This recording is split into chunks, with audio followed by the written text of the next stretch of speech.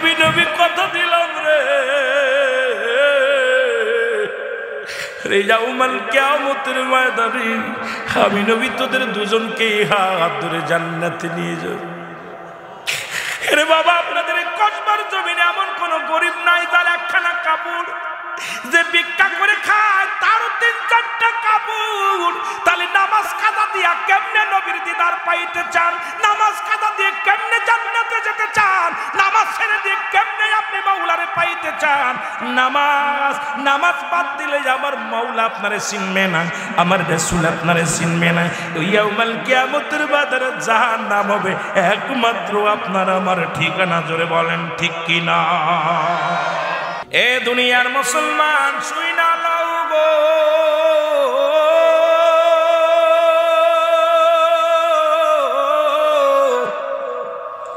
কালেমা পড়লে লা ইলাহা নাই কোন ইলাহ ইল্লাল্লাহু এক আল্লাহ ছাড়া, আল্লাহ ছাড়া কোন মাবুদ নাই, কোন ইলাহ নাই। মুহাম্মাদুর রাসূলুল্লাহ আল্লাহ পাকের প্রেরিত রাসূল বা বান্দা হলো রাহমাতাল লিল আলামিন। এটার মধ্যে বর্তমান ভেটো চলতেছে রে বাবা। বলছেন লা ইলাহা ইল্লাল্লাহ, এই পর্যন্ত কালেমা। মুহাম্মাদটা নিহর সঙ্গে সঙ্গে শিরক, নাউজুবিল্লাহ বলা যাবে না। এই মুহাম্মদ শব্দটা একত্রিত বলা যাবে না, না বাস। এ মুসলমান শুনে নাও, মুসিবতের জামানা, বিপদের জামানা। শুধু তাই নয়, এখন বলতেছে কোরআনের মধ্যে ভুল আছে, কোরআনের মধ্যে ভুল, কোরআনের অধিকাংশ আয়াত জাল। অথচ আল্লাহ বলেন যালিকাল কিতাবু লা রাইবা ফীহি। জোরে বলো মারহাবা। আল্লাহ বলে এটা সেই কিতাব। কোন কিতাব? আমার আল্লাহর কিতাব, যার মধ্যে কোনো সন্দেহ নাই, যার মধ্যে কোনো ভুল নাই, যার মধ্যে জবরের ভুল নাই, জেরের ভুল নাই, নুক্তার ভুল নাই। কিন্তু বর্তমানের জামানায় এক শ্রেণীর উলামা ইকরাম বলে কোরআন শরীফের অধিকাংশ আয়াত জাল, অধিকাংশ আয়াত গোলম। আমি কথা বলে আমার মেন আলোচনায় আমি চলে যাব। কোরআন শরীফের অধিকাংশ আয়াত জাল, অধিকাংশ সূরা আজাল। এই কথা আল্লাহ পাক বলছেন আমার কিতাবের মধ্যে কোনো সন্দেহ নাই। যুগে যুগে কত মানুষ আসলো, কত নেতা আসলো, কোরআন শরীফের একটা আয়াত আজ পর্যন্ত বানাইতে পারে নাই, লিখতে পারে নাই। কারণ আমার আল্লাহর বিধানের সঙ্গে কোনো পাগলামি চলে না। জোরে বলেন ঠিক কিনা? এটা মানবে কার? আল্লাহ বলেন হাদাল্লিল মুত্তাকিন, যারা হেদায়েত প্রাপ্ত বান্দা এরা কখনো এগুলো মানতে পারে না। কারণ খোদার কোরআনের সঙ্গে যারা বিদ্রোহী করে, খোদার কোরআনকে যারা অস্বীকার করে, এই সমস্ত মানুষের সঙ্গে হেদায়েত প্রাপ্ত বান্দাদের কোনো মিল পাওয়া যাবে না। ও মুসলমান শুনে নাও, দিলের কান্ডা লাগায় শুনে নাও। সবচেয়ে মজার বিষয় হলো একটা বিষয় আমি লক্ষ্য করলাম, কুরআনুল কারীমের মধ্যে সূরা ইখলাস বলতেছি, এটাও বলো বানোয়াট, এটাও জাল। কারণ মানুষ জানে যে আজকে যারা আমরা মুসলমান একমাত্র আমার খোদার গোলামি করি, আল্লাহর গোলামি করি, এটা তাদের সহ্য হয় না। তারা বহু দেবতার যারা পূজা করে, যারা চন্দ্র পূজা করে, যারা প্রতিমা পূজা করে, যারা মুসলমান শুনে নাও গাছগাছালি পূজা করে, দেবতার পূজা করে, তাদের ধারণা তাদের সঙ্গে মিলানোর জন্য আমার দেশের কিছু শিক্ষা গুরু আছে যারা আজকে বইয়ের মধ্যে শরীফ থেকে শরীফ আনা শুরু করেছে। কারণ তাদের ধারণা মানুষকে ঈমান হরণের জন্য উঠে পড়ে লাগছে। তারা বলে সূরা ইখলাসটা জাল। কারণ আমার দেশের সাধারণ পাবলিক যারা আছে, মসজিদের ইমাম সাহেব ছোট ছোট সূরা কিরাত পড়ে। ও মুসলমান সূরা নাস, সূরা ফালাক, ও মুসলমান সূরা আসর, এই সূরা ফালাক, এ সূরা ইখলাস, সূরা কাউসার, এই ছোট্ট ছোট্ট সূরাগুলো ইমাম সাহেবের পিছে পিছে সালাত আদায় করে যারা মুখস্থ করেছে, এখন তারা বলতেছে সূরা ইখলাস হলো জাল। এই কথা বলার পর সাধারণ পাবলিক চিন্তা করে কেবল তো দুইটা সূরা মুখস্থ করেছি, যেহেতু সূরা ইখলাস জাল তাহলে তো নামাজ পড়া বন্ধ হয়ে যাবে। মানুষদেরকে গোমরাহি বানানোর জন্য একদল আলেম ওলামা উপায় তারা করতেছে। তারা ইসরায়েলের শয়তান, ইসরায়েলের দালাল, ইহুদিদের দালাল। জোরে জোরে চিল্লায়া বলা যাবে না আল্লাহু আকবার। আল্লাহ বলেন কুল হুয়াল্লাহু الصمد لم يلد ولم يولد ولم يكن له كفوا أحد জোরে জোরে চিল্লায় বলা যাবে না মারহাবা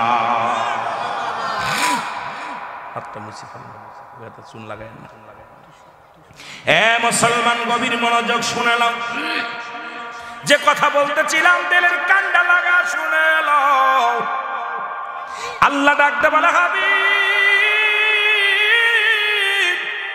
ওদের কাপড়ে জানা দিন আমি আল্লাহ এই পৃথিবীর মধ্যে আমার কোনো দ্বিতীয় নাই কারো আমি জন্ম দিই নাই কারো থেকে আমি জন্ম নিই নাই আসমান জমিনের মধ্যে আমার সমতুল্য আমার সমকক্ষ আর কেউ নাই সুতরাং একমাত্র সিজদা পাওয়ার যোগ্য একমাত্র সিজদা পাবে আমার আল্লাহ দ্বিতীয় কেউ পাবে না জোরে জোরে চিল্লায় বলেন ঠিক কিনা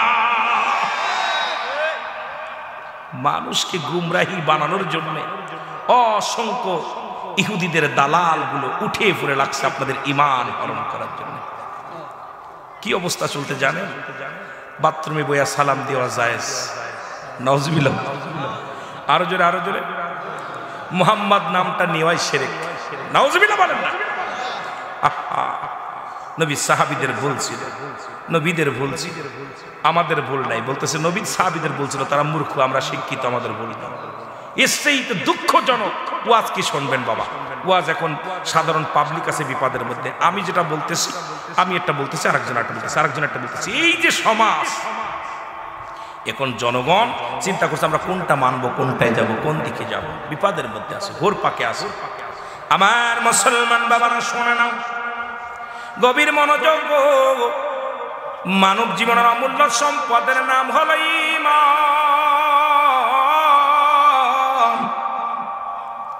ব্যক্তির জীবনের অমূল্য সম্পদের নাম হলো রূহ ঠিক কি না আমার আলোচনায় ফিরে যেতে হবে বলছে হুজুর একটু ইমানি আলোচনা হযরত বিলালের একটু আলোচনা করবেন এই জন্য কথাগুলো ওই কালেমা আমি শুরুতে পড়েছিলাম কারণ কোরআন থেকে একটা আয়াত যদি পাঠ করি এর আয়াতের তাফসীর তরজমা করতে গেলেই রাত কেটে যাবে আলোচনা যেটুকু করব একটু মনের কান দিয়া শুনতে হবে রে মুসলমান শুনে নাও মানব জীবনের অমূল্য সম্পদের নাম হলো ঈমান ব্যক্তির জীবনের অমূল্য সম্পদের নাম হলো রূহ রূহবিহীন কোনো বডির মূল্য নাই রূহবিহীন কোনো বডির মূল্য নাই এই পৃথিবীর মধ্যে দেখতে শুনতে বডিখানা ভালো হাত আছে পা আছে কিন্তু রূহটা নাই আপনার এই রূহ এই বডিটার কোনো দাম নাই কিন্তু একটা হাত নাই পা নাই চোখ নাই আপনার দেহের মধ্যে রূহ আছে বডিটার দাম আছে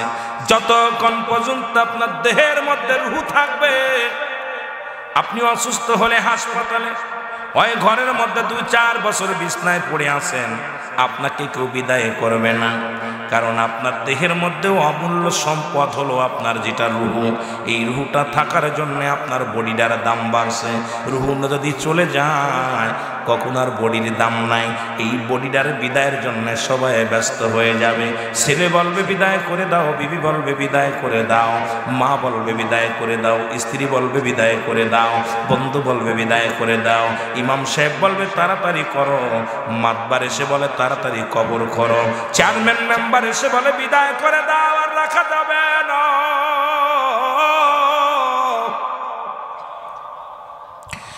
ও দুনিয়ার মুসলমান দিলের কান্ডা লাগা শোনো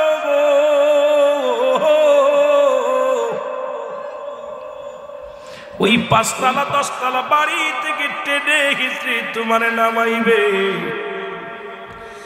বারান্দা একটু জায়গা হবে না কিছু সময় রাখলো উঠানের উপরে রাখবে তাড়াতাড়ি বিদায়ের জন্য ব্যস্ত হয়ে যায় রে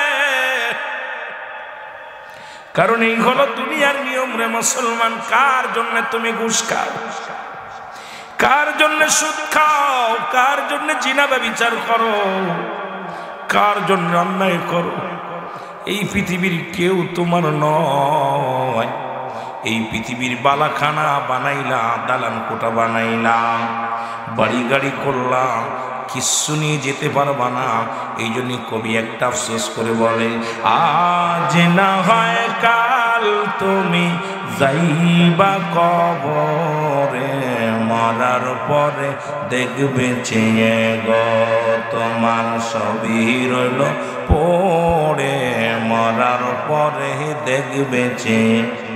একটু মহব্বতে বলেন আজ না হয় কাল তুমি যাইবা কবরে, আজ না হয় কাল তুমি যাইবা কবরে, মরার পরে দেখবে চেয়ে গো তোমার সবই রইল পড়ে, মরার পরে দেখবে চেয়ে গো তোমার সবই রইল।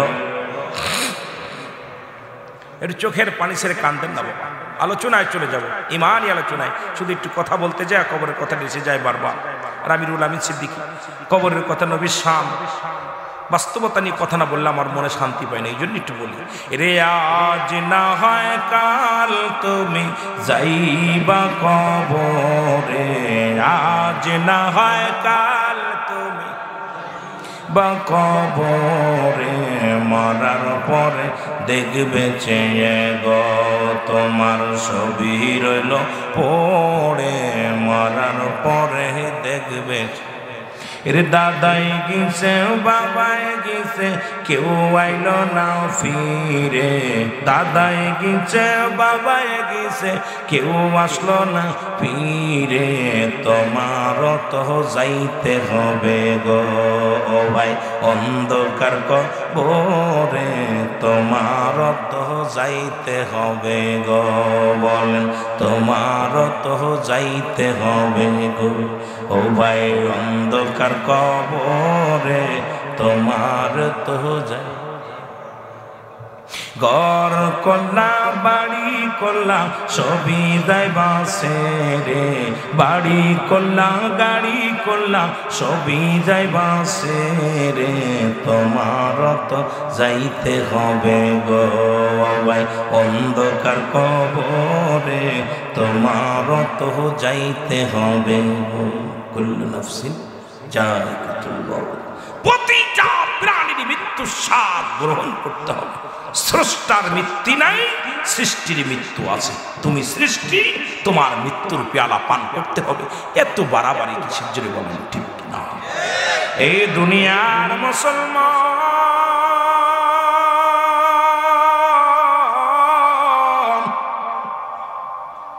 আমি এই জন্য বলতেছিলাম ব্যক্তির জীবনের অমূল্য সম্পদের নাম হলো রূহ। এই রূহবিহীন কোন বডির দাম নাই রে, নাই। মানব জীবনের অমূল্য সম্পদের নাম হলো ঈমান। মানব জীবনের অমূল্য সম্পদের নাম হলো ঈমান। একটা হলো আমল, একটা হলো ঈমান। এখন ঈমানটা দেখতে হবে কি আর আমলটা দেখতে হবে কি। নামাজ আদায় করেছেন এটার নাম আমল, দাড়ি রাখছেন এটার নাম আমল, আপনি রোজা রাখছেন এটার নাম আমল, কুরবানি করছেন এটার নাম আমল, যাকাত দিয়েছেন এটার নাম আমল, দান সদকা করেছেন এটার নাম আমল। এর ঈমানটার নাম হলো ঈমান হলো নবী মুহাম্মদুর রাসূলুল্লাহ সাল্লাল্লাহু আলাইহি ওয়াসাল্লাম। জোরে জোরে চিল্লায় বলা যাবে না মারহাবা। ঈমান আর আমল। এখন বাংলাদেশে দুইটা দল পাচ্ছি আমি। একটা দল হলো আমল করে, ঈমান নাই, ঈমান আছে আমল নাই। এক দলের ভিতরে দেখবেন নবীজির প্রেমে এসকে পুরে ছাই হয়ে যাচ্ছে, অথচ ফজর পড়ে নাই, আসর পড়ে নাই, মাগরিব পড়ে নাই, ঈশা পড়ে নাই। দুঃখের বিষয়। কয় আমি সুন্নি, অথচ নামাজে খোঁজ না। কাফের এবং মুসলমানদের মধ্যে পার্থক্য হলো নামাজ। যার নামাজ নাই কিসের সুন্নি, কিসের ওয়াহাবি, কিসের মৌলবি, কিসের মুন্সি? যারা বলেন ঠিক কিনা? সালাত। আরেকটা দলের ভিতরে দেখছি নামাজ পড়ে, রোজা রাখে, হজ করে, সব করে, রাসূলুল্লাহর নাম শুনলেই তাদের মুখটা মলিন হয়ে যায়। যারা বলেন ঠিক কিনা? আমি দুইটা দল দেখতেছি এখন বর্তমান, দুইটা দল। কি ভাই আমি মিথ্যা কথা কইতেছি? এক দলের ভিতরে নবীর প্রেম আছে, আমল নাই, কিন্তু এদের আমলে কাটতে। আমি বলি বাবা, তুমি যদি নবীর ভালোবাসো তাহলে আগে ফরজ কাজ নবী আল্লাহর বিধান রাসূলের সুন্নাত তরিকায় যদি চলতে না পারো তোমার জীবনই তো বিফল। জোরে বলেন ঠিক কিনা? আমার ভাইরা, আমার বন্ধুরা, আমার গভীর মনোযোগ। ঈমান কালেমা পড়লা, লা ইলাহা, নাই কোন ইলাহা ইল্লাল্লাহু এক আল্লাহ ছাড়া, মুহাম্মাদুর রাসূলুল্লাহ সাল্লাল্লাহু আলাইহি ওয়াসাল্লাম। একটু জোরে জোরে চিল্লায় বলেন সাল্লাল্লাহু আলাইহি ওয়াসাল্লাম। এই নবী আসলেন আল্লাহকে পাওয়ার জন্য একটা মাধ্যম, সেই ঠিকানা হলো রাহমাতাল লিল আলামিন। আমার নবী কয় হায়াতি খায়রুল লাকুম ও মামায়াতি খায়রুল লাকুম। আবার নবী কয় অফাতি খায়রুল লাকুম। নবী কয় উম্মতিরা রে, এই দুনিয়ার মধ্যে আমি নবী আগমন করেছি আমার উম্মতের জন্য কল্যাণ স্বরূপ। শরীয়ত তরিকত হাকিকত মারে পাঁচ সব কিছুর মধ্যে আমি নবী। কারণ আমার এই ৬৩ বছরের জিন্দেগি জীবন বিধান হলো সম্পূর্ণ আল্লাহর বিধান নিয়ে আমি নবী আগমন করেছি। এই জন্য কেমনে সংসার করবি এটার জন্য আল্লাহ আমারে পাঠাইছে। কেমনে ব্যবসা করবি, কেমনে রাজনীতি করবি, কেমনে শরীয়ত, কেমনে তরিকা, কেমনে কি দুনিয়ার বান্দারা শুনে নাও, দিলের কান্ডা লাগায় নাও। আমার নবী বলেন হায়াতি খায়রুল লাকুম, আমার হায়াতের জিন্দেগিটা আমার উম্মতের জন্য কল্যাণ স্বরূপ। সুতরাং শরীয়ত তরিকত হাকিকত মারিফাত যেখানে তাকাইবেন সেখানেই নবী। এখন নবীর আদর্শ যদি আপনার ভিতরে থাকে আল্লাহর বিধান মানা লাগবে 100-এ 100। জোরে বলেন ঠিক কিনা? আজকে যেদিকে তাকান সেদিকেই নবী রাহমাতুল লিল আলামিন। এই দুনিয়ার মধ্যে ইসলামের বিধান নিয়ে, শরীয়ত নিয়ে, তরিকত নিয়ে, হাকিকত নিয়ে, নামাজ নিয়ে, হজ নিয়ে, যাকাত নিয়ে সবকিছু তো নবীজি আনছে। নবীজি এটা শিক্ষা দিয়েছেন, নিজে আদায় করেছে, গুলো পালন করেছে রাহমাতের নবী। আবার দুনিয়া থেকে উম্মতিরা চলে যাবে, মারা যাবে। ও দুনিয়ার মানুষ শুনে নাও, নবীজি দুনিয়া থেকেও বিদায় নিছে একটা কারণ হলো সেটা আমার উম্মতিরাও দুনিয়া থেকে বিদায় নিবে। আদম আলাইহিস সালাম থেকে শুরু করে আখির নবী মুহাম্মদুর রাসূলুল্লাহ সাল্লাল্লাহু আলাইহি ওয়াসাল্লাম পর্যন্ত এই কত লক্ষ লক্ষ কোটি কোটি নরনারী দুনিয়ার মধ্যে আগমন করলো। শত শত হাজার হাজার মানুষ দুনিয়ার মধ্যে সেকেন্ডে আসে, আবার সেকেন্ডে বিদায় হয়ে যায়। এই আল্লাহর নবী বললেন মামায়াতি খায়রুল লাকুম, আমার ওফাতটা আমি দুনিয়া থেকে বিদায় হয়ে গেলাম। শুনে নেন মুসলমান, ওফাতি খায়রুল লাকুম, আমার ওফাত আমি দুনিয়া থেকে বিদায় হয়ে গেলাম। এটা আমার উম্মতের জন্য বড় কল্যাণ কারণ। কারণ যখন কোনো উম্মত পৃথিবীর মধ্যে কোনো ভালো কর্ম করে আমি নবী তার জন্য প্রশংসা করি আল্লাহর দরবারে। আবার কোনো উম্মত যদি দুনিয়ার মধ্যে গুনাহের কাজ করে সঙ্গে সঙ্গে আমি নবী আল্লাহর দরবারে ইস্তেগফার করি আমার উম্মতের জন্য। সুতরাং দুনিয়া থেকে বিদায় হয়েছে এটাও উম্মতের জন্য কল্যাণ, দুনিয়ায় আসছে এটাও উম্মতের জন্য কল্যাণ। তাহলে নবীর ইশকে পুড়ে যদি তুমি ছাই হয়ে যাও, আল্লাহর গোলামি করে যদি দুনিয়া থেকে বিদায় নিতে পারো, তোমার জীবনটা বড় ধন্য। জোরে জোরে বলেন ঠিক কিনা? আমার ভাইরা, আমার বন্ধুরা, এই জন্য রাত শুরু করেছে আল্লাহ নামাজ দিয়া, দিনও শুরু করেছে নামাজ দিয়া। এই 24টা ঘন্টা 12 আর 12 24 ঘন্টার মধ্যে 5 ওয়াক্ত সালাত। ভালো করে বুঝে নিবেন মুসলমান, শুনে নেন। এই 5 ওয়াক্ত রাতের শুরু হলো মাগরিব, ও বান্দা শুনে না। দিনের শুরু হলো ফজর।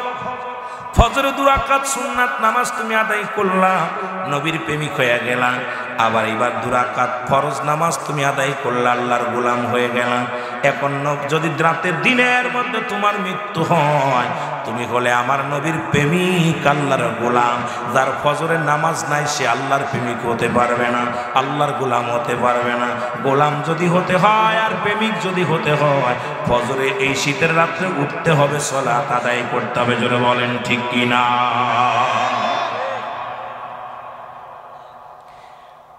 দিন শুরু করে চলল নামাজ দিয়া, রাত শুরু করেছে নামাজ দিয়া। নামাজের গুরুত্বই যদি না থাকবে কেন নামাজ দিয়ে শুরু করলো?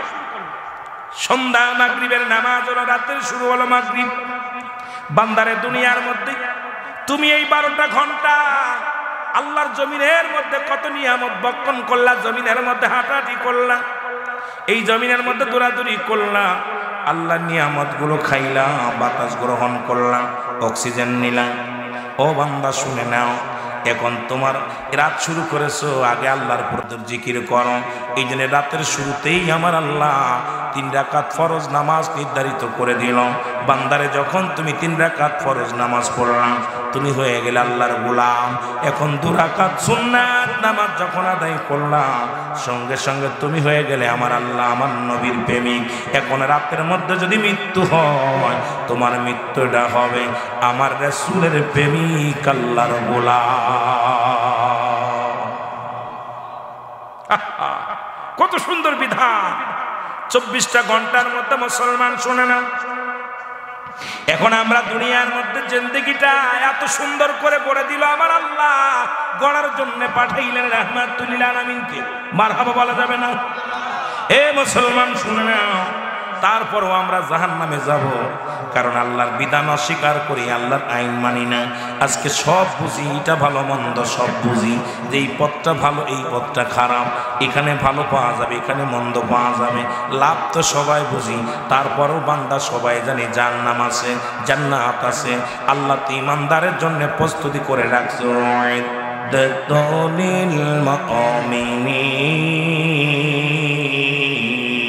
আল্লাহ বলে মুমিনদের জন্য, মুত্তাকিনদের জন্য একটা নয়, দুটি নয়, আমি আল্লাহ প্রস্তুতি করে রাখছি 8টা জান্নাত। কয়টা জান্নাত?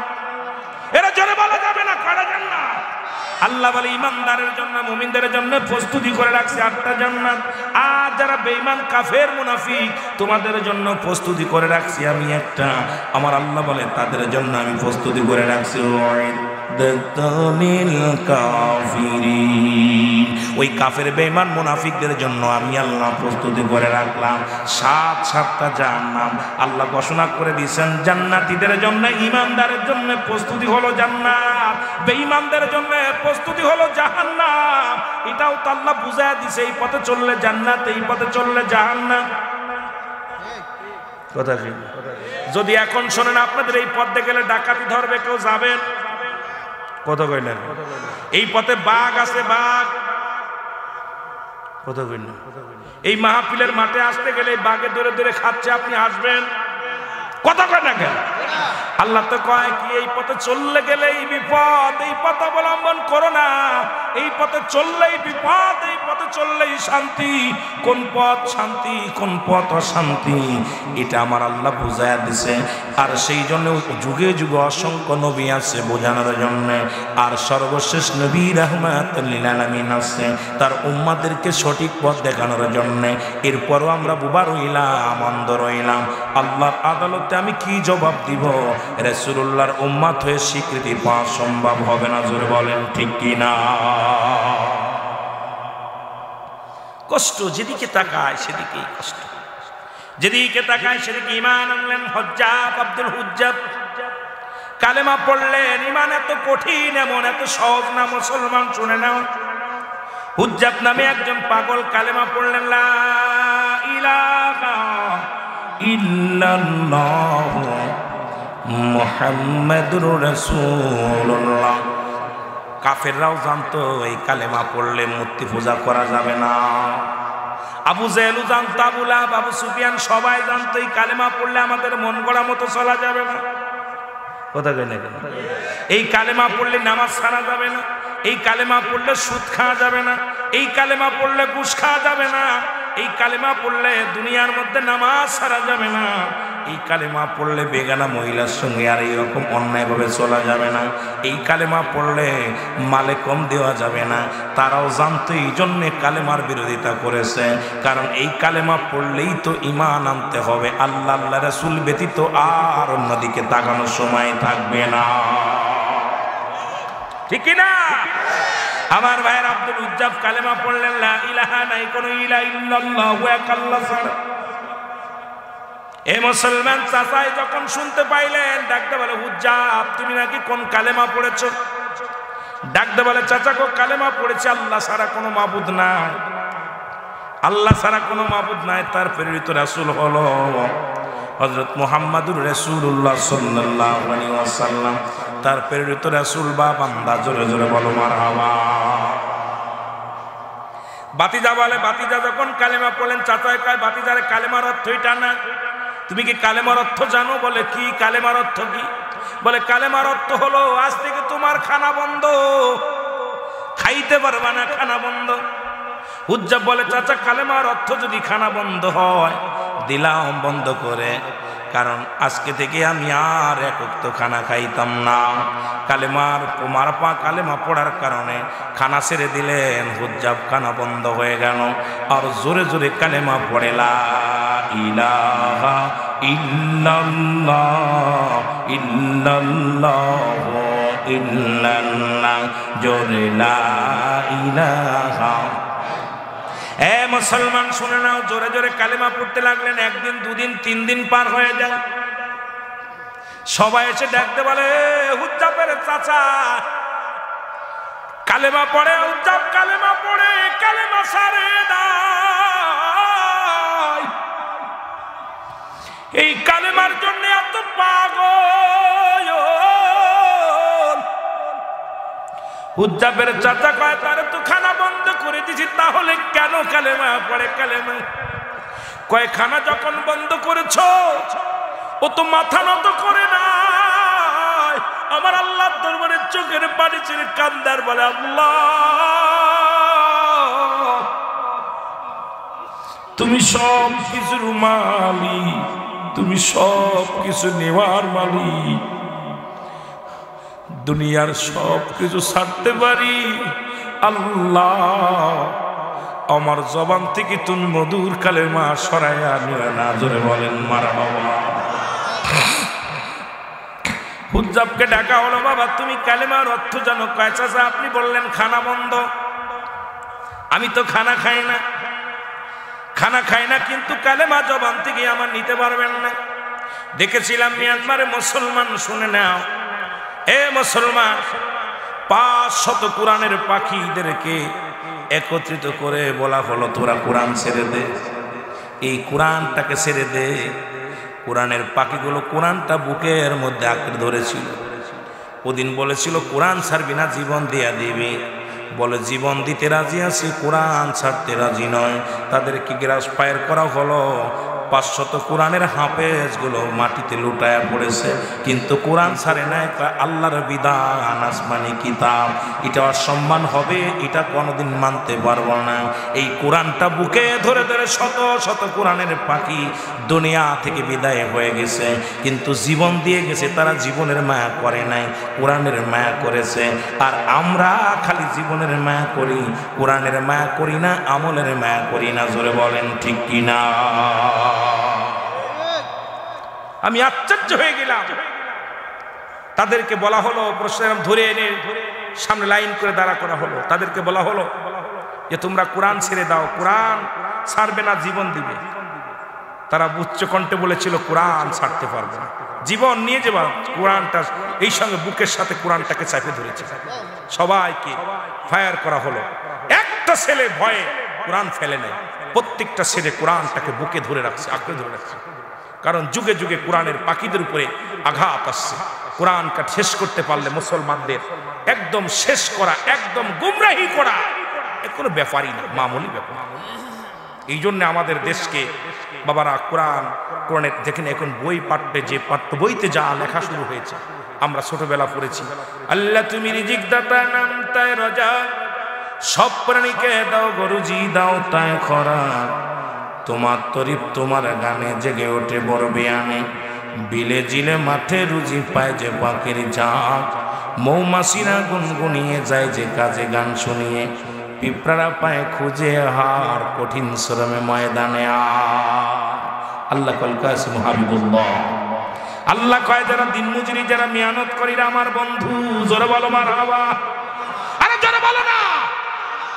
আল্লাহ কয় যারা এসির মধ্যে বয়া থাকে ওরা বন্ধু না, যারা ঘাম ঝরায়, রিক্সা চালক, ভ্যান চালক, দিন মজুরি, মাঠে কাজ করে, যারা রিজিকের সন্ধানে করে, এরাই তো হলো আল্লাহর বন্ধু।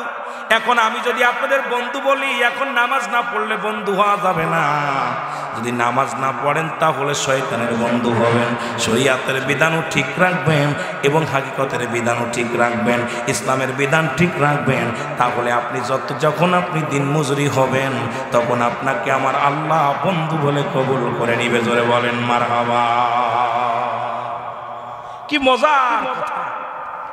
কোনো ব্যক্তিরে বলে নাই যারা এসির মধ্যে থাকবে এরা আমার বন্ধু। আল্লাহ বলছে যারা দিন মজুরি, যারা মেহনত করে, গায়ের ঘাম ছড়ায়, শ্রমিক, সুবহানাল্লাহ বলেন, রিক্সা চালক, ভ্যান চালক, গাড়ি চালক, ব্যবসায়ী, মাঠে কাজ করে, কৃষক, এই সমস্ত শ্রমিকরা আমার বন্ধু। সুবহানাল্লাহ বলেন না। এখন অনেকে মনে করতে পারেন বন্ধু যেহেতু হয়েছি তো আর নামাজ দরকার কি? কথা বন্ধু যারা হবে ভালো মানুষের লোক তো ভালো মানুষের বন্ধু হয়। যারা বলেন ঠিক কিনা? কথা বলেন না। কোন সত্যবাদীদের সঙ্গে সত্যবাদীরাই তো চলে। আল্লাহর বন্ধু হইতে লাগলে আল্লাহর বিধান মানে বিলেই ও আল্লাহর বন্ধু হয়। যারা বলেন ঠিক কিনা? ফজরের নামাজে খোঁজ নাই, জোহরে খোঁজ নাই, আসরে খোঁজ নাই, মাগরিবে খোঁজ নাই, ঈশায় খোঁজ নাই, সে কি বন্ধু হওয়া যায়? কথা বলেন, বন্ধু হওয়া যায়? আবার অনেকে ভুল বুঝতে পারেন, হুজুর যেহেতু আমাদের বন্ধু বলছে, আমরা কৃষক মানুষ, আল্লাহর বন্ধু যেহেতু বানায় তুই গেছে, আর নামাজের দরকার কি? আরে কিয়ামতের ময়দানে সর্বপ্রথম বিচারে আমার আল্লাহ হিসাব নিবে না নামাজের। জোরে বলেন ঠিক কিনা? এই জন্য নবী বলছে, ধরে নাও যে ব্যক্তি 5 ওয়াক্ত সালাত, কোন জায়গায় আলোচনা রাখলাম মনে রাখবেন, 5 ওয়াক্ত সালাত, 5 ওয়াক্ত নামাজ সময় মতো আদায় করতে পারবে, আল্লাহর নবী তারে হাত ধরে জান্নাতে নিয়ে যাবে। কে কে নবীর সাথে জান্নাতে যেতে চান একটু হাত তোলেন, একটু জোরে তোলেন না। আমি কালেমার ওয়াজ, ইমানের ওয়াজে চলে গেছি, নবীর সাথে হাত ধরে জান্নাতে যেতে চান? এই অল্প উঠেছি কা, জোরে উঠা। নবীর সাথে জান্নাতে যেতে চাই না? মারহাবা বলেন না, মারহাবা। নবী বলতেছেন, তার যে ব্যক্তি 5 ওয়াক্ত সালাত জামাতের সঙ্গে সময় মতো, ওক্তীয় মতো, পুরুষের জন্য জামাত, মহিলাদের মধ্যে, মুসলমান এখন তো সে ব্যবস্থা নাই, যদি সুব্যবস্থা থাকতো তাহলে হয়তো ওরাও পড়তে পারতো। যদি কোনো 5 ওয়াক্ত সালাত নামাজ যদি সময় মতো, ওক্তীয় মতো আদায় করতে পারে, আল্লাহর নবী বলছেন আমি নবী ওয়াদা করেছি হাত ধরে জান্নাতে নিয়ে যাব। আরে তাকবীর, নারে তাকবীর, ওয়াজ মাহফিল, ওয়াজ মাহফিল। আমার ভাইয়েরা, আমার বন্ধু, নবীর এক সাহাবী ছিল, নাম হলো আব্দুল্লাহ আনসারী। নাম কি? কথা মনে রাখবেন, নাম কি? উনিও কিন্তু দিনমজুরি ছিল, কষ্ট ছিল, অভাব ছিল, এই জন্য কথাটা বলতে যায় বলে যায়। আব্দুল্লাহ আনসারী আপনাদের মতো কৃষক, ভ্যান চালক, রিক্সা চালক, অটো চালক, যেরকম আপনারা এইরকম দিনমজুরি মানুষ, আব্দুল্লাহ আনসারী গরিব মানুষ ছিল। এই আব্দুল্লাহ আনসারী বাড়ি চলে গেলেন ওয়াজটা শুনে। স্বামী বিবি কয়, স্বামীরে আপনার এত দেরি হলো কেন আসতে? আজকে নবীজি ওয়াজ করছে, ওয়াজ শুনতে যায় দেরি হয়েছে। আজকে যারা আমির রুহুল আমিনের ওয়াজ শোনেন, একটু বাড়িওয়ালা যায় বাবিরে যে বলবেন, দাদিরে যে বলবেন, যাদের বিবি আছে যায় বলবেন যে রুহুল আমিন ভাই ওয়াজ করছে, এই ওয়াজটা একটু শোনো। আর যদি না শোনে আপনার একটু কান দিয়া শুনে যান। এখন তো লজ্জা একেবারেই নাই, হায়া নাই, আমার সমাজ জাতি শেষ।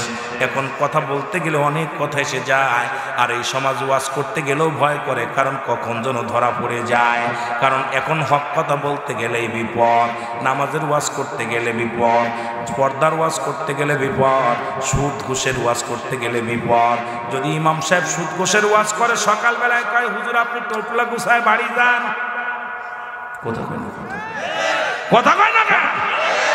যদি কোনো বক্তা যদি সুদের ওয়াজ করে, কয় হুজুর এই এলাকায় যেন ঢুকতে না পারে। কথা কয় না, কয় হুজুর যেন এলাকায় ঢুকতে না পারে। নামাজের ওয়াজ করলে বেনামাজির কয় বন্ডরের ডাকছে কিনা। কথা কয় না, কথা কয়।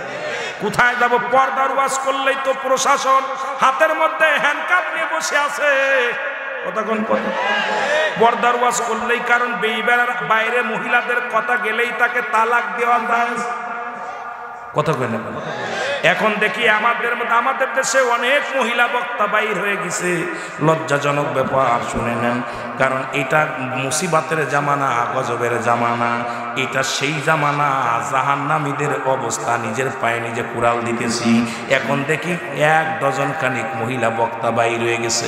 তারা এইরকম মাইক লাগায় ওয়াজ করে, অথচ রাসূলের বিধান, আল্লাহর বিধান হলো যাদের কথা বেড়ার বাইরে চলে যায়, ওই স্বামীর ব্যতীত অন্য পুরুষে শুনতে পায়, ওই স্বামী যেন স্ত্রীকে সঙ্গে সঙ্গে তালাক দিয়া দেয়। কোথায় ওয়াজ করব? ওয়াজ করার মতো আছে? কোন পথে যাব? ইমানি ওয়াজ করতে গেলে মাঝে মাঝে চিন্তা করি, এমনি কতদিক মামলা হয়ে গেছে আল্লাহ জানে। কথা বুঝেননি? বিপদের মধ্যে আছে। পর্দার ওয়াজটা সমাজে করারই কায়দা নেই। কোন জগতে আসলে কিন্তু মরণ আছে আপনাদের? কার কার মরণ নাই একটু হাত তোলেন দি। কার কার মরণ নাই? আহা, ও বুঝে নাই কিন্তু মুরব্বীরা 2-4 দিন খাইছে। মরণ আছে, কথা বলেন না? আছে না? আব্বারে হক কথা বলবেন। হক কথা খুব তিতা, হক কথা খুব তিতা। হক কথা বলা যাবে না, কিন্তু বলতে হবে। যদি মরণের ভয় থাকে, কখনো সে নীরব থাকতে পারবে না, কখনো বাতিলের কাছে মাথা নত করবে না। কত রাজা, কত বাদশাহ, ফিরাউন, নমরুদ, কারুন দুনিয়ার মধ্যে আসছে, সবাই চলে গেছে, খোদাই দাবি করেছে, তারপরও আল্লাহ তাদের নিয়ে সাইজ করে দিচ্ছে। যারা বলেন ঠিক কিনা? সাইজ করে দিছে না? কিন্তু এখন বর্তমান তো বাংলাদেশে এখন নারী শাসিত দেশ, এখন নারী নির্যাতিত দেশ। যারা বলেন না, পুরুষ নির্যাতিত। কি কয়? এরে পুরুষ নির্যাতিত দেশ। হুজুর এখানে আছে মুফতি মুহাদ্দিস আলেম ওলামা। আমাদের আজকে অনেকেই মুফতি আছেন, বালা করে হনেন। ইসলামের বিধান, কোরআনের বিধান, কোথাও স্ত্রী স্বামীকে তালাক দিতে পারবে না, স্বামী স্ত্রীকে তালাক দিতে পারবে না, কিন্তু স্ত্রী স্বামীকে তালাক দিতে পারবে না, কোন কিতাব দ্বারা পাবেন না। কিন্তু আমার দেশে আপনি অনেক নারী বেপর্দায় চলে, স্বামীর কথা মানে না, স্বামীর ওভারটেক করে। এই স্বামী যদি স্ত্রীকে একটু প্রহার করে, নির্যাতন মামলা ঢুকায় দেয় 7 বছর 10 বছর একটা ছেলে জেলখানে। আর ওর ইচ্ছায় আরেকজনের হাত ধরে চলে যাচ্ছে, কিন্তু আপনি বাদ দিতে পারতেছেন না। আপনি বাদ দিলেই 14 বছর জেল। যারা বলেন ঠিক কিনা? কত কষ্টের মধ্যে আছে পুরুষ জাতি, আপনারা বুঝতেছেন না। যার বউ ভালো সে তো বুঝতেছে, আর যার বউটা একটু বেকা সে বুঝতেছে জ্বালাটা। যারা বলেন ঠিক কিনা? না পারছে কইতে, না পারছে সইতে। ইমাম সাহেব, হুজুর পারিবারিক একটু সমস্যা আছে, হুজুরি কয় দোয়া করে দেখ। হুজুর পারিবারিক সমস্যা, হুজুর তার বুঝতে বাকি নাই। হুজুর বোঝে যে ও জায়গায় আজকে শর্ট করছে। যারা বলেন ঠিক কিনা? অবস্থা খারাপ। কারণ আপনি ইচ্ছা করলে স্ত্রীকে তালাক দিতে পারবেন, স্ত্রী আপনাকে তালাক দিতে পারবে, কিন্তু আমার দেশের উল্টাই, সম্পূর্ণ উল্টাই। কত ছেলেরা নাকের সিহান, চোখের পানি ঝরে যাচ্ছে। আমাদের তো ঘোড়ার মতো আমরা খেটেই যাচ্ছি, প্রতিটা পুরুষ ঘোড়ার মতো। আমাদের কষ্ট ওই বাস্তা ঘাড়ি নিয়ে গাধার মতো। গাধা যেমন, গাধাকে আল্লাহ দুনিয়ায় পাঠাইছে খাটার জন্য, পুরুষ জাতি সেই গাধার মতো। সংসার টানতে টানতে, ঘান টানতে টানতে, এরপরে ছেলে মেয়েদের ঘান টানতে টানতে, নাতিপুতির ঘান টানতে টানতে কবর পর্যন্ত পৌঁছে যাচ্ছে। তাদের কষ্টের শেষ নাই।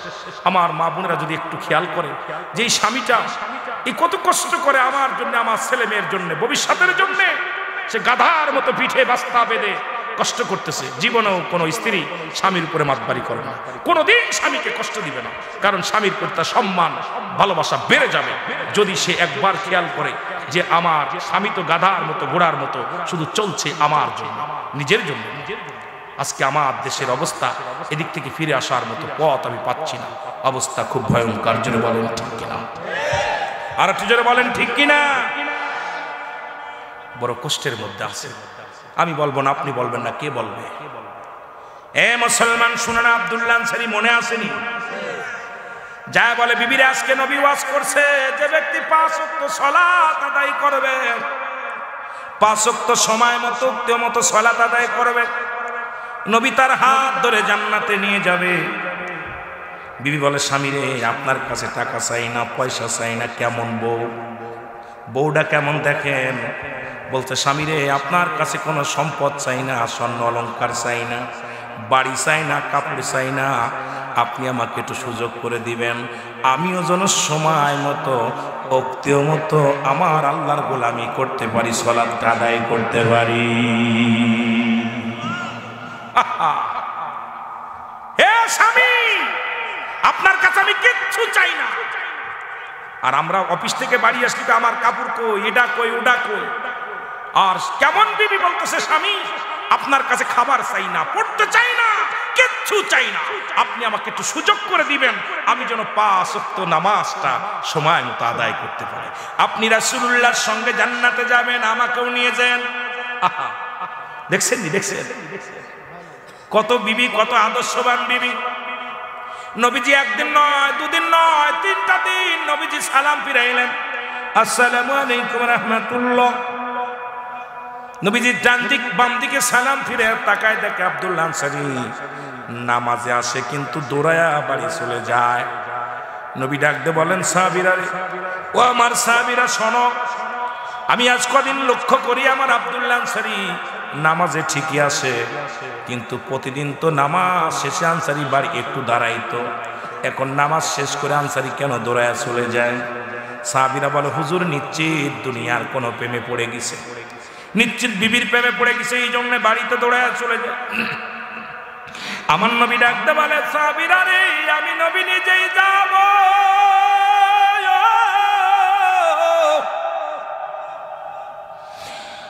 আমার আনসারী কেন সালাম ফিরে দৌড়ে বাড়ি যায়, এই খবরটা আমি নিজেই নিব। জোরে জোরে বলেন আল্লাহু আকবার। আর একটু জোরে বলেন। আল্লাহ নবী চলে গেলেন আনসারীর বাড়িতে, আসসালামু আলাইকুম ইয়া আহলাল বাইত। ঘরের মধ্যে কেউ আসেনি, ওয়ালাইকুম আসসালাম, একবারও জবান আসলেন না, 3বার সালাম দিলেন। কোন মুসলমানের বাড়ি গেলে সালাম দেওয়া লাগবে, যতক্ষণ পর্যন্ত উত্তর না পাবেন ওই বাড়ি ঢোকার অনুমতি আপনার নাই। এখন একটা মুসলমান বাড়িতে পর্দা নাই, কারণ আপনার বাড়ি যে কোনো বাড়ি যাবেন কোনো পর্দার ব্যবস্থা নাই, আজকে সালামের ব্যবস্থা নাই। সালামের জবাব যতক্ষণ পর্যন্ত ঘর থেকে না আসবে, বাড়ির ভিতর থেকে না আসবে, আপনি রাস্তায় দাঁড়ায় থাকবেন, পথে দাঁড়ায় থাকবেন, যদি অনুমতি না পান, সালামের জবাব না পান, এই ঘরের মধ্যে প্রবেশ করতে পারবেন না। আবার আপনি ঘরের মধ্যে নিজের ফ্যামিলির মধ্যে ঢুকবেন, ওখানেও সালাম বিনিময় করা লাগবে, কারণ আপনার ঘরে ঢুকবেন একমাত্র বিবির ঘরে ঢুকার। ও মুসলমান, যদি করেন সালাম দেন, এটা নেকি আছে, না দিলে কোনো গুনাহ নাই। একমাত্র বিবির ঘরে প্রবেশ করলে সালাম লাগবে না, তবুও সালাম দিলা উত্তম। যদি আপনি ঘরের দরজায় দাঁড়ায়া বিবির ঘরে প্রবেশ করা পড়বেন, আসসালামু আলাইকুম বিবি, বিবি ওয়ালাইকুম আসসালাম, স্বামী ভালোবাসা বাড়বে না কমবে? কথা কন। কারণ ওই বাড়ির মধ্যে আপনি একা বাস করেন, আপনার মা বাস করে, ভাই বাস করে, বন্ধু বাস করে, আপনার বাবা বাস করে। বাড়িতে ঢুকলেই সালাম দিবেন, ঘরের মধ্যে ঢুকলে সালাম দিবেন। আজকে এইটা আমাদের ভিতরে নাই, কারণ নবীজি বলছে, যে ব্যক্তি মুসলমান শুনে নাও কবুল হজরের সওয়াব পাবে। ওয়াজ কত দিক বাইরে যাইতেছে, এগুলো শেষ করবানে কখন এখন বড় বিপদের মধ্যে পড়ে গেলাম। নবীজি বলছে, সাহাবীরা রে, যে ব্যক্তি তার, তোমরা কি কবুল হজরের সওয়াব পাইতে চাও? নবীজি বললেন, সাহাবীরা রে, তোমরা কেউ কি কবুল হজরের সওয়াব পাইতে চাও? সাহাবীরা বলে, ইয়া রাসূলুল্লাহ, ইয়া হাবিবাল্লাহ, নবী গো,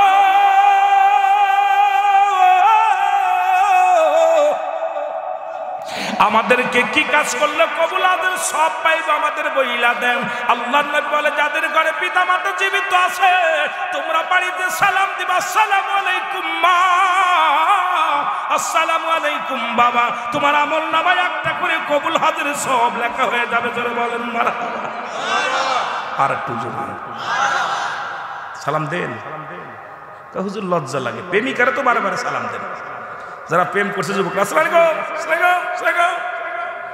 বলছে, কপাল পোড়ারা স্টাইল হয়ে গেছে, এখন সালামে বাবু দেয় না, তাই না? কেমনে দেয় জানো? সালাম সালাম দেয়, তবে আশ্রয় মেরে ফেলবো, যেরকম ঠিক কিনা। রাসূলের জামানায় রাসূল আম্মা জান আয়েশা সিদ্দিকার ঘরে হুজুর আছে তো, সালাম দিয়ে কি হুদি সালাম দিয়ে, আসসালামু আলাইকুম, আপনার মৃত্যু হোক, সালাম নিয়ে টিটকারি মারা যাবে না। রাসূল বলছে আলাইকা, সোহেলা সালাম দিয়ে চলে গেছে। আমরা হাদিস পড়েছি, কিলা কামেল আলেমের ক্লাসে মনে হয় হাদিসটা, তাই না বাবা? দাখিলও আছে। যাই হোক, আমার মনে পড়ে অনেক অনেক কথাগুলো, অনেক ওয়াজ বেড়ে গেছে মেলা বাবা, আমি এগুলো গুছাই নিতে পারবো কি জানি না। তবে নবীজি যখন ইহুদি চলে গেছে, আমার নবী আম্মা জান আয়েশা সিদ্দিকা চোখের পানি ছেড়ে দিয়েছে, ইয়া রাসূলুল্লাহ ইয়া হাবিবাল্লাহ, ওই ইহুদি কি বলছে আপনাকে শুনেছেন? নবী বলছে কি বলছে? বলে হুজুর আপনাকে তো বলছে আপনার মৃত্যু হোক। নবী বলছে আয়েশা রে তুমি কি শুনেছো আমি কি বলছি? আলাইকা তুমি যা বলছো তোমার দিকে দাবিত হোক। সুবহানাল্লাহ বলেন আরো জোরে। সুতরাং আজকে সালাম, আসসালামু আলাইকুম, হে ভাই আপনার উপর শান্তি, ওয়ালাইকুম আসসালাম, আপনার উপরও। কত সুন্দর ব্যবস্থা। আল্লাহর কাছে আল্লাহর উপর আপনার উপর আল্লাহ পাক শান্তি বর্ষিত করুন। তাহলে এত সুন্দর সালাম রেখে যেরকম ঠিক কিনা ডিজিটাল এর কি এখন ডিজিটাল করতে করতে সূরা কিরাত ছোট হয়ে গেছে। আগে তো নামাজ পড়তো মুসল্লি 2 রাকাত নামাজ পড়তে সময় লাগতো, এখনকার সূরা ফাতিহা সূরা ইখলাস আল্লাহু আকবার।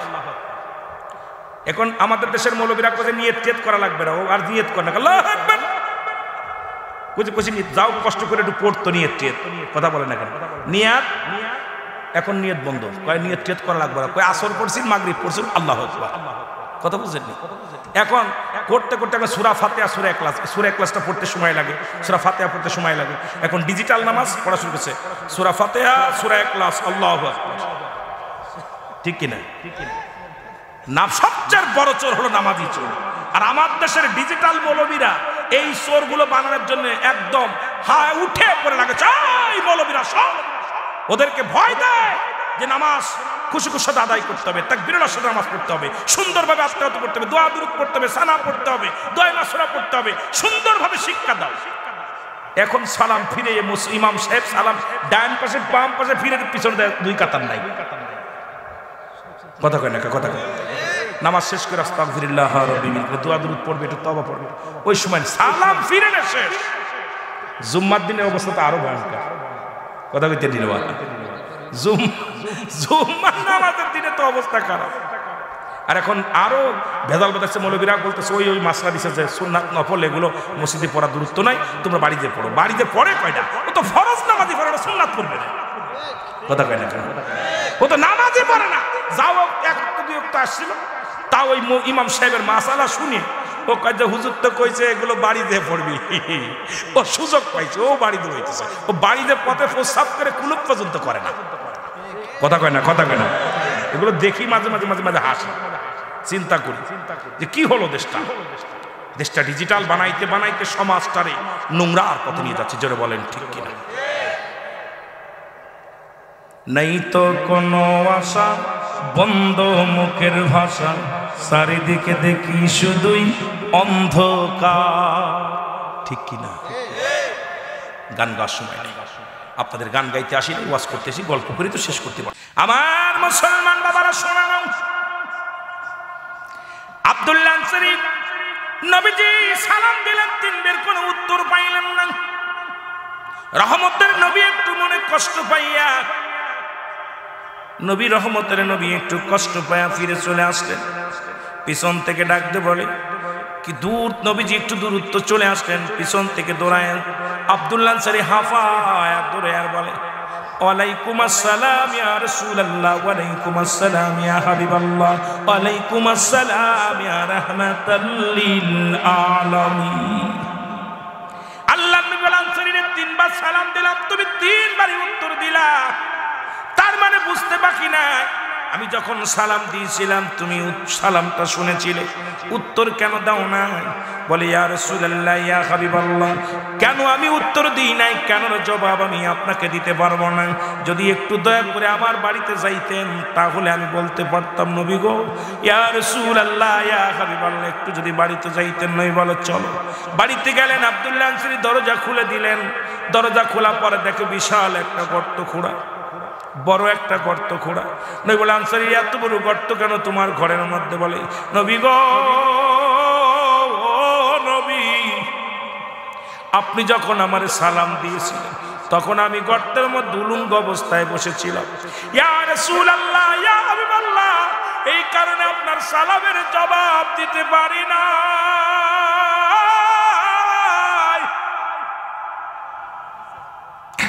এই কারণে আপনার সালামের জবাব আমি দিতে পারি নাই। আল্লাহ নবী আনসারী রে তুমি কি বলতে চাও? বলে রাসূল গো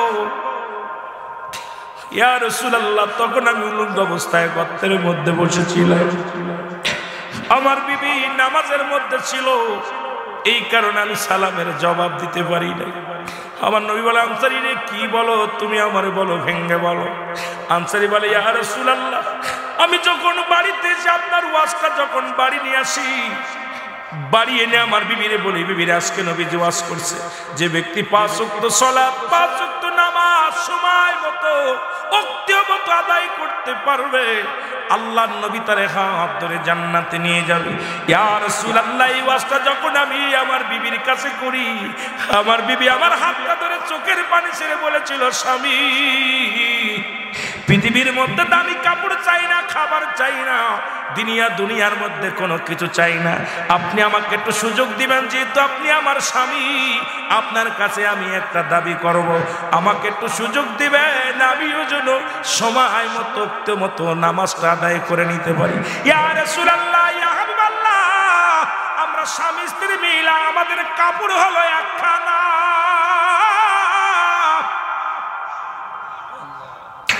আল্লাহ নবী গো, যখন আমি ওই কাপড়খানা পরে আপনার পিছে নামাজে যাই, আমার বিবি উলঙ্গ হয়ে বসে থাকে গর্তের মধ্যে, আমি সালাম ফিরাই এসে আবার আমি যখন ওই গর্তের মধ্যে ঢুকে যায় কাপড়টা খুলে দিই, আমার বিবি ওই কাপড়টা পরে নামাজে দাঁড়ায় যায়। ইয়া রাসূলুল্লাহ, এই জন্য আমি সালামের জবাব দিতে পারি নাই। আমার নবী চোখের পানিগুলো দর দর করে ছেড়ে দিয়া আনসারীর বুকের মধ্যে টানতে দিয়া কাছারিয়া,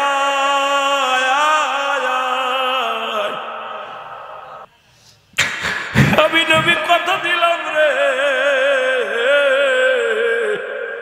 রে ইয়াউমাল কিয়ামতের ময়দানে আমি নবী তোদের দুজনকে হাত ধরে জান্নাতে নিয়ে যাব। রে বাবা, আপনাদের কসবার জমিনে এমন কোন গরিব নাই তার একখানা কাপড়, যে ভিক্ষা করে খায় তারও 3-4টা কাপড়। তাহলে নামাজ কাজা দিয়া কেমনে নবীর দিদার পাইতে চান? নামাজ কাজা দিয়ে কেমনে জান্নাতে যেতে চান? নামাজ ছেড়ে দিয়ে কেমনে আপনি মাওলারে পাইতে চান? নামাজ বাদ দিলে আমার মাওলা আপনারে চিনবে না, আমার রাসূল আপনারে চিনবে না। ইয়াউমাল কিয়ামতের বাজারে জাহান্নাম হবে একমাত্র আপনার আমার ঠিকানা। জোরে বলেন ঠিক কি না? কেমনে বাঁচবে? মাত্র এক টুকরা কাপড়, একখান কাপড়ে স্বামী স্ত্রী নামাজ পড়েছে। আর আজকে আমার যুবক ভাইয়ের নামাজ কাপড় ঠিক নেই, কাপড় ঠিক নেই। আহা, ইমাম সাহেব যদি একটু নামাজের বেশি ওয়াজ করে তা দূর পাগল হয়ে গেছে ইমাম সাহেব। আহা, কয়দিন আগে দেখলাম আমার দেশে এক মন্ত্রী না এমপি জন বলতেছে ঢাকা শহরে এত পরিমাণ মসজিদ বাড়ছে, যখন আজান দেয় মনে হয় বেশ্যে খদ্দের তালাশ করতেছে। আমি মাটির তলে পুঁতে গেছি। আহা, এই হলো আমাদের নেতাদের অবস্থা। আজানকে নিয়ে বলতেছে আজান যে বেশ্যে খদ্দের তালাশ করে, যেরকম আজানের ধ্বনিটাকে ব্যঙ্গ করেছে। সে দেশে ইসলামটাকে আল্লাহ এখনো যে আপনার বাঁচায় রাখছে, আল্লাহর দরবারে শুকরিয়া আদায় করার দরকার। জোরে বলেন ঠিক কিনা? আমি কি বাদ করতে চাই না এগুলো, কারণ কথা কষ্ট পাই বলে এগুলো বলি, কষ্ট পায় বলে বলি। কিছুদিন আগে একটা বাংলাদেশের চলচ্চিত্রের একজন নাম হলো জায়েদ খান, নাম কি, উনি কি বলছে জানেন? আপনাদের ইমাম সাহেবের গালি দিচ্ছে, বলছে গালি দেওয়া বলছে শালার ইমামরা সব বলৎকার। নাউজুবিল্লাহ বলেন। ইমাম মানে নেতা, যিনি থাকে চিত্র জগতে সবচেয়ে নোংরা জায়গা। চলচ্চিত্র পরের মেয়ে মানুষ নিয়ে ঘষাঘষি, ডরাডরি, কামড়া কামড়ি, জোরাজোরি সব করে, এটা আমরা জানি। জোরে বলেন ঠিক কিনা? ওকে বালা জায়গা থাকে চিত্র জগৎ কি ভালো? সেই জায়গার লোক যদি কয় ইমাম সাহেবরা বলৎকার, বলেন দেশ কোথায় গেছে? সুজেরে বলতে সুজ, জাজর বলতেছে সুজরে তোর পাশা ফুটা।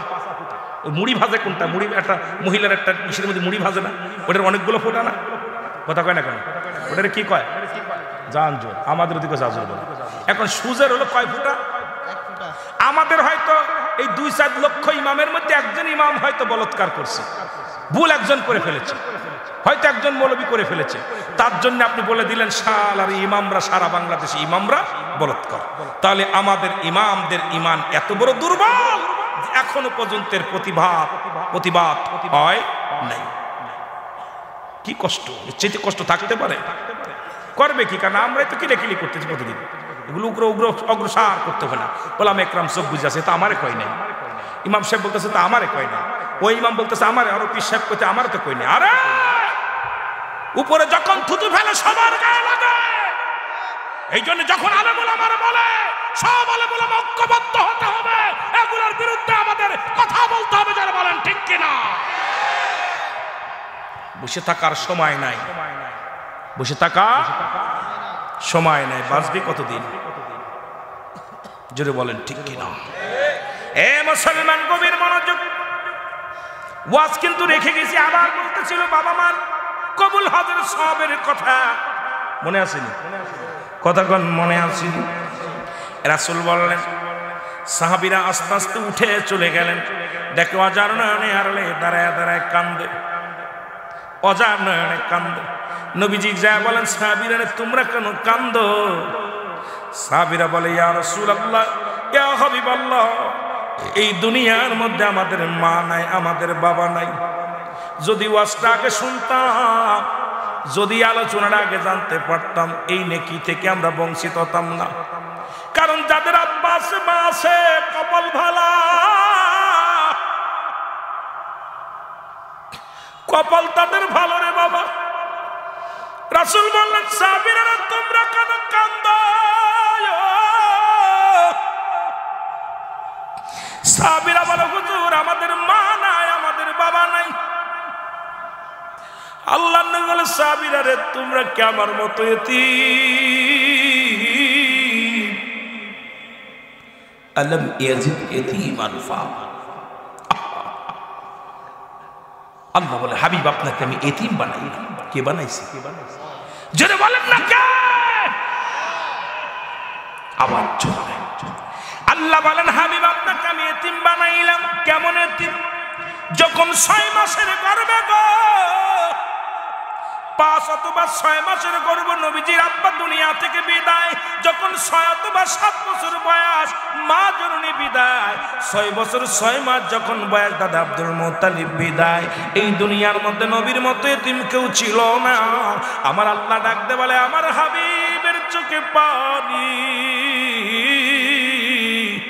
জিবরিল দৌড়ে আমার হাবিবের জানায়, যাদের আব্বা নাই, যাদের মা নাই, এই জগতের মধ্যে যারা মাকে হারাইছে, যারা বাবারে হারাইছে, তারা যেন এইভাবে ডাক দেয়, রব্বির হামহুমা কামা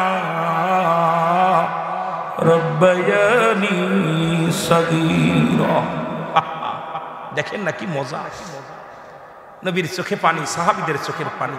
যাদের আব্বা নাই, মা নাই, তাদের জন্য এটা ব্যবসা খুলে দিয়েছে। আজকে আপনার বাড়ি যাবেন, যাদের আব্বা মা আছে, সালাম দিবেন, আসসালামু আলাইকুম মা, আসসালামু আলাইকুম বাবা। কবুল হজের সওয়াব হয়ে। গুনাহ করেছো, 3 শ্রেণীর মানুষের দোয়া কবুল হয় না। নাম্বার 1 এতিমের মাল ভক্ষণকারী, নাম্বার 2 পিতামাতার নাফরমানি সন্তান, নাম্বার 3 গীবাতখোর।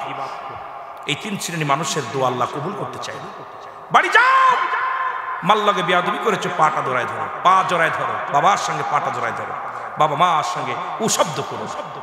আমার বাবারা, নবীজি যখনই চোখের পানি ফেলছে, সাহাবীরা চোখের পানি ফেলছে, আমার আল্লাহ কয়, হাবিব আপনার যাদের আব্বা নাই, তাদের মা নাই, তারা যেন এইভাবে দোয়া করে। আমার সাথে আবার পড়েন, রব্বির হামহুমা কামা রব্বায়ানি সগীরা। মারহাবা বলেন।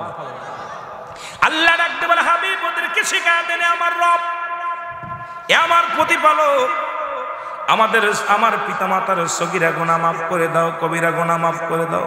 পিতামাতারে কত ভালোবাসে। 14টা হক হলো একটা পিতামাতার। সন্তান তার পিতামাতার প্রতি 14টা হকের মধ্যে 7টা হলো জিন্দা অবস্থায়, 7টা হলো মৃত্যুর পরে হলো 7টা, জীবিত অবস্থায় 7টা। এই 14টা হক ইসলাম বলে গেছে যে ইসলামের বিধান মানলে বাবা গো, আপনার পিতামাতার জন্য হকগুলো আদায় যদি না করতে পারেন, আমি ওদিকে আলোচনা যেতে পারবো না, শুধু টাচ দিয়ে গেলাম। এই 14টা হক আবার যদি আল্লাহ বাঁচায় রাখে, আবার যদি আশেপাশে আসি, হয়তো বলতে পারবো। এটা বলতে গেলে 14টা হক বলতে গেলে আমার সময় লাগবে 1 ঘন্টায়। আমার মূল আলোচনায় আমি যেতে পারবো না রে মুসলমান। শুনে নাও আমার ভাইরা, আমার বন্ধুরা, আমার আল্লাহ বলে, বান্দা, এ বান্দা শুনে নাও, এ হাবিব ওদেরকে জানিয়ে দাও তাদের পিতামাতার জন্য যেন এমনি দোয়া করে, আমার আল্লাহ আমার পিতামাতার সগীরা কবিরা গুনাহগুলো মাফ করে দাও, জানা গুনাহ অজানা গুনাহগুলো মাফ করে দাও। যেমনি ভাবে পিতামাতা আমাদেরকে লালন পালন করেছে তদ্রূপ ভাবে তুমি তাদের রহমতের কোলে তুলে নাও। জোরে বলেন মারহাবা। আল্লাহ কত ভালোবাসে বান্দা। আমার ভাইরা, আমার বন্ধুরা, আমার কথা মনে আসেনি গো? আব্দুল হুজ্জাবের কথা বলতেছিলাম, মনে আসেনি? খানা বন্ধ, ওই খানা বন্ধ গেছিলাম, ঠিক কি না? ইমানের ওয়াজ, খানা বন্ধ। এই আব্দুল হুজ্জাব ডাক দিয়ে বলে, চাচা গো,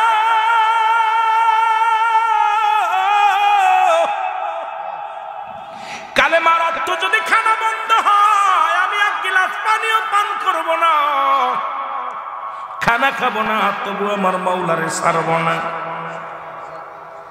পরে কিছুদিন পরে, একদিন দুদিন তিন দিন পরে হুজ্জাবের আরো জোরে জোরে ডাকে, ইল্লাল্লাহু ইল্লাল্লাহ। আমার ভাইরা, আমার বন্ধুরা, আমার হুজ্জাবের চাচা এসে বলে, বাতিদারে তুমি কালেমার অর্থ জানো নি? কয় না। আপনি তো বলছেন খানা ছেড়ে দেওয়া, খানা খাই না। বলে আরো অর্থ আছে। কয় কি? অর্থটা হলো তোমার যত জমা জমি যত সম্পদ আছে এক কানা করি পাবা না। আল্লাহ বলেন, ও মুসলমান শুনে নাও, সবকিছু তো শেষ করে দিবে আমার আল্লাহ। কুল্লু মান আলাইহা ফান, সব শেষ করে দিবে কে? হুজ্জাব বলে, চাচা গো, এই দুনিয়ার যা কিছু আছে আমার মাল্লা দিছে আল্লাহ শেষ করে দিবে। এই জমিনের মধ্যে যা কিছু আছে সব কিছু চূর্ণ বিচ্ছিন্ন করে দিবে আমার আল্লাহ। সুতরাং শুনে না, এই জমা জমি কিচ্ছু আমার লাগবে না, তবু আমার মাওলার কালেমা ছাড়ব না, ইসলামের বিধান আমি ছাড়ব না।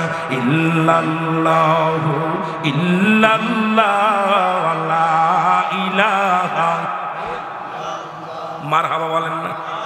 আমার ভাইয়েরা, আমার বন্ধুরা, আমার হুজ্জাবের কালেমা আরো জোরে পড়া শুরু করলো। বলে, বাতি জানে কালেমাটা ছেড়ে দাও, সুন্দরী মেয়ের লাগে বিবাহ দিয়ে দিব, অনেক সম্পদ দিব, বাড়ি গাড়ি করে দিব। হুজ্জাব কয় না, কিচ্ছুতে আমার মন তুমি পাবা না। এই মনটা আমি দিয়ে দিছি আমার আল্লাহ রাসূলকে, দিয়ে দিছি আমার জীবন বিধান, সব কিছু দিয়ে দিছি আমার আল্লাহ রাসূলকে। সুতরাং পৃথিবীর কোনো কিছু দিয়া আমাকে তুমি কিনতে পারবা না, কারণ আমার ঈমান, আমার আমল আমার আল্লাহ রাসূলের জন্য আমার সব কিছু। সুতরাং এই দুনিয়া ছাড়তে পারি, মধুর কালেমা ছাড়তে পারি না। জোরে বলেন মারহাবা। বাতিজারে, তাহলে এই কালেমার অর্থ জানো? কাবার অর্থ অর্থ হলো তোমার পণ্যের কাপড়টা খুলে দেওয়া লাগবে। আল্লাহু আকবার বলেন। পণ্যের কাপড়টা ছেড়ে দেওয়া লাগবে। 18 বছরের যুবক হুজ্জাব বলে, চাচা আপনি যদি কাপড়টা খুলে নেন মানুষ আমাকে পাগল বলবে, আমি আমার আল্লাহর ইবাদত করব কেমনে? আপনি কাপড়টা খুলে নেন না। চাচাই কয়, বাতিজার জাগা মতো কোপ দেওয়া হয়েছে, এবার হয় কাপড় দাও না কালেমা ছাড়ো। চোখ দুটো বন্ধ করে আব্দুল হুজ্জাব বলে, ডাক দে, আল্লাহ তুমি বলে দাও আমি কাপড় ছাড়ব নাকি পোশাক ছাড়ব, কি ছাড়ব তুমি বলে দাও রে আল্লাহ। আল্লাহ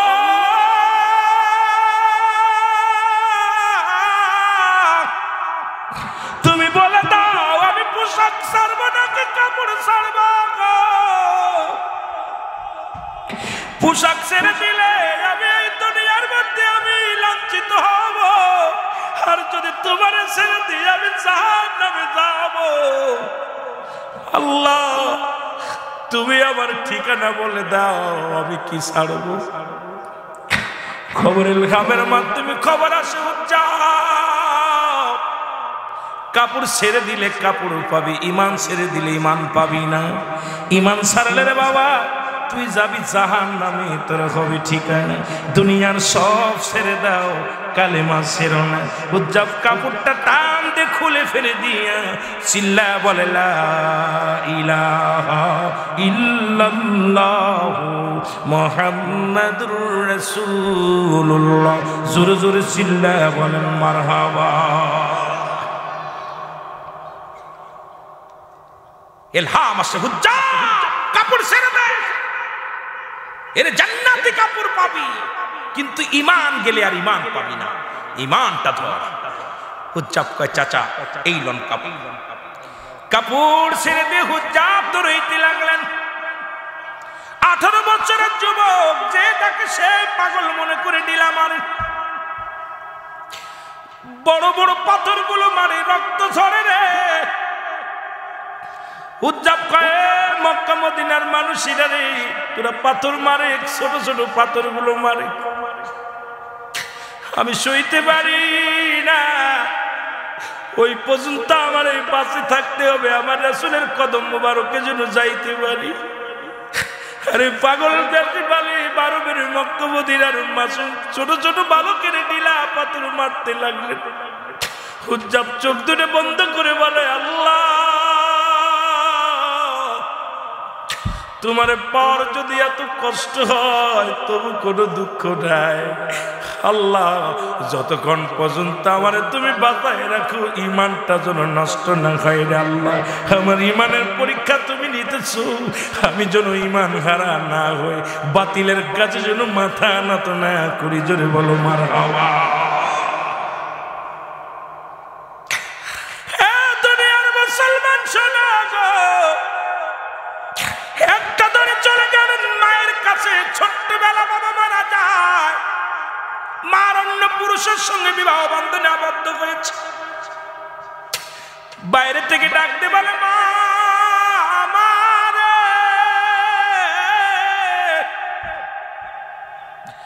মা একটা নজর দেখে 18 বছরের যুবকের গায়ের মধ্যে কোনো পোশাক নাই, একটা দড়ি যাইয়া ঘরের দরজা লাগাইয়া দিছে, ডাকতে বলে মা, মা গো আমাকে এক টুকরা কাপড় দাও।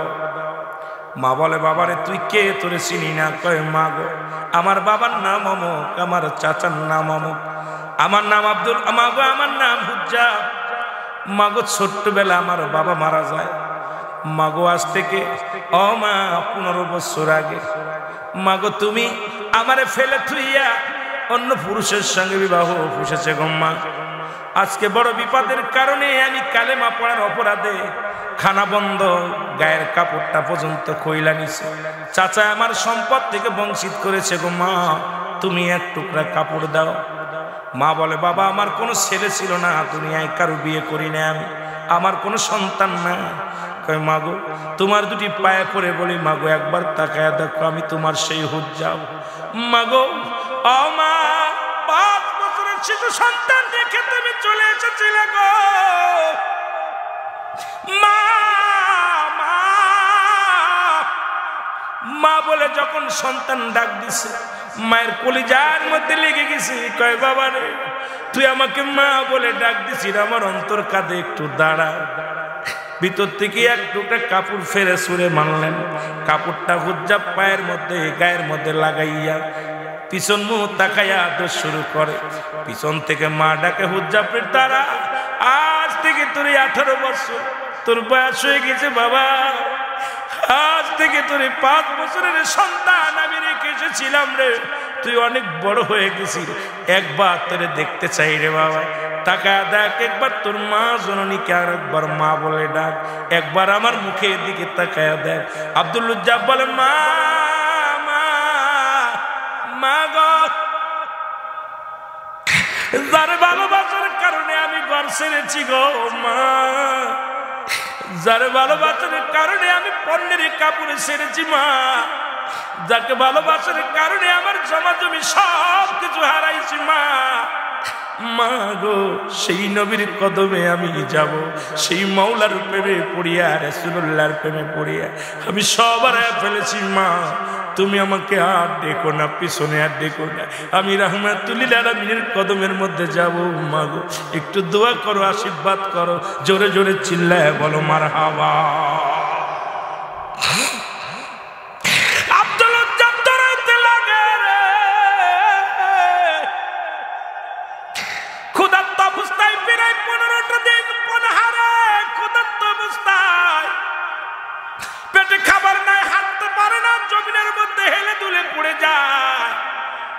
ওই মক্কার ছোট ছোট ছেলেরা বড় বড় পাথর ছুঁড়ে মারে গায়ের মধ্যে, পাথরের আঘাত খাইয়া রক্ত ঝরে রে, পাথরের আঘাত গুলো খায় আর ডাক দিয়ে বলে মক্কার ছেলেরা রে, আমি পাগল না, আমি আমার মাওলার পাগল, আমি আল্লাহর পাগল, আমি আমার আল্লাহর পাগল, আমি মদিনাওয়ালার পাগল। তোরা আমাকে পাথর ছুঁড়ে মারিস না, আমি সহ্য করতে পারি না। যতক্ষণ পর্যন্ত রাসূলুল্লাহর কদমের মধ্যে আমি না যাইতে পারো, আমাকে তোরা বাধা দিস না, আমি রাসূলুল্লাহর কদমে যাব রে। রাসূলের কদম পর্যন্ত যাইতে অসংখ্য পাথরের আঘাত খাইলেন, অসংখ্য পাথরের আঘাত খায়া রক্ত জড়িত দেহ নিয়ে রাসূলের রওজা মুসলমান রাসূলের সীমানায় যাইয়া হুজ্জাব জমিনের মধ্যে বেহুশে পড়ে গেলেন। হাতাশিং করে নিয়ে রাসূলুল্লাহর কদমের মধ্যে নিয়ে যাওয়া হলো। আমার রাসূলকে দেখে হুজ্জাব পায়ের মধ্যে চুমা খেয়ে বলে, ইয়া রাসূলুল্লাহ, ইয়া হাবিবাল্লাহ, আজকে আমার জীবন ধন্য, আপনাকে ভালোবেসে ইয়া রাসূলুল্লাহ শত দুঃখ যন্ত্রণা সহ্য করেছি, আজকে আপনাকে পেয়েছি, আমার জীবনের সব পেয়ে গেছি, আমার আর কিছু বাকি নাই। আমার নবীকে হুজ্জাব রে তুই কালেমা পড়।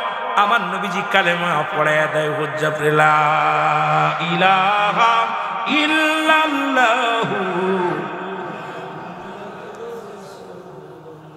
এ আমার ভাইরা, আমার বন্ধুরা, আমার শুনে নাও, শুধু তাই নয়, আল্লাহর নবী বলে হুজ্জাব রে, আজ থেকে তোমার নাম আর হুজ্জাব নয়, তোমার নাম আজ থেকে আব্দুল হুজ্জাব আমি রেখে দিলাম। আমার নবীজি আব্দুলটা জোগাড় করে নামটা জোড়ায় দিলেন। আমার নবী কয়, আব্দুল হুজ্জাব রে, তুই রাসূলকে ভালোবেসে আমার আল্লাহকে ভালোবেসে দুনিয়ার খাবার ছেড়ে দিছি, দুনিয়ার সম্পদ ছেড়ে দিছি, দুনিয়ার পোশাক ছেড়ে দিছি, আমার আল্লাহ তাআলা আল্লাহর হাবিব তোকে বুকে জায়গা দিছে, তোর আল্লাহর নবী, আর আমার আল্লাহ তোর জন্য জান্নাত ঠিক প্রস্তুতি করে রাখছে। হুজ্জাব পায়, যতদিন পর্যন্ত তোর ভালো লাগে, যতক্ষণ পর্যন্ত তোর মন চায়, যতদিন পর্যন্ত মন চায়, আমি নবীর কদমে তোরে জায়গা করে দিলাম। আজ থেকে আমার কদমের মধ্যে আব্দুল হুজ্জাব রে, তোর জায়গা পাকা পুক্ত হয়ে গেল। জোরে জোরে চিল্লায়া বলা যাবে না মারহাবা। আমার নবীর হাতের সুবায় হুজ্জাবের সমস্ত ক্ষত স্থান শুকায়া গেলেন, সেরে গেলেন। আল্লাহর নবীর হাতের ওসিলায় জোরে জোরে চিল্লায় বলা যাবে না মারহাবা। রে আমরা গুনাহগার গো নবী, আমরা গুনাহগারে ভালো হয়, আমরা গুনাহ, আমরা গুনাহগারে ও নবী গো, আমরা গুনাহগারে বলো সালাম তো সালাম জানাই, সালাম তো সালাম জানাই আপনার পরে ও নবী গো। আমরা এরে আমরা গুনাহগার গো নবী, আমরা গুনাহগারে বলো, আমরা গুনাহগার গো নবী ও নবী গো, ও নবী ও